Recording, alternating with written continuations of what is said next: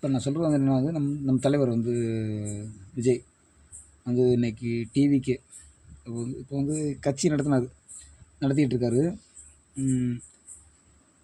அவர் வந்து புரியாமல் பேசலை, புரிஞ்சு பேசுகிறாப்புல.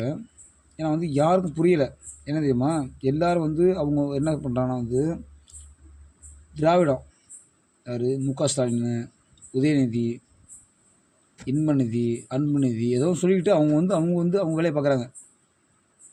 கடைசி வரை வந்து இவங்க வந்து இந்த ஆட்சி அமைச்ச 4 வருஷத்தில் வந்து இவங்களாம் வந்து ஒரு செட்டப் பண்ணி நம்ம யூடியூப்போ இணையத்துலேயும் வந்து இவர் தலைவர் வந்து இப்போ 2 தடவை வந்து மீட்டிங் போட்டிருக்காரு. 2 மீட்டிங் தான் போட்டிருக்காப்புல. 2 மீட்டிங்கில் வந்து என்ன சொன்னாப்புல, கடைசி வரை அவர் சொல்கிற ஒரே வார்த்தை தெரியுமா, திமுக வந்து சரியான கொள்கையை பண்ணல, அவங்க சொன்ன வாக்குறுதி நிறைவேற்றன்னு சொல்கிறாங்க. அப்போ வந்து நம்ம என்ன சொல்கிறது, அவர் சொல்கிறத வந்து தலைவர் என்ன சொல்கிறாரு, இப்போ வந்து என்னது நம்ம அஜித் மரணம், அதுக்கு வந்து நம்ம தலைவர் போனார். போயிட்டு என்ன சொன்னார், ஒன்றும் சொல்லலை, அதை பாட்டு சாப்பிட்டா வந்துட்டாப்புல. இப்போ வந்து அதுக்கப்புறம் வந்து இப்போ இன்னும் மாநாடு நடத்துகிறேன். இப்போ அதே மாதிரி மாநாடு போட்டாப்புல. மாநாடு போட்டு என்ன சொன்னாப்புல, மாநாடு போட்டு நாம் வந்து ஒத்துமையாக இருக்கணும். சரி, ரைட்டு.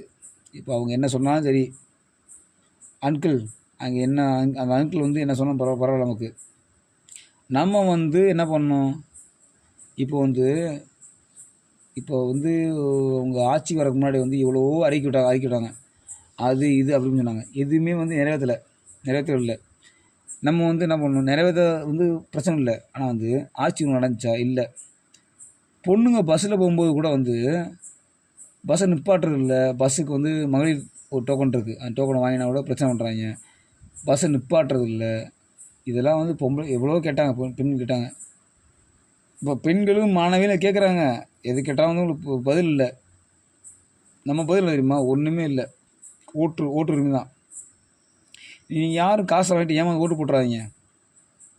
நம்ம தலைவர் வந்து தளபதி வந்து என்ன சொல்ல தெரியுமா, ஒன்றுமே சொல்லலை.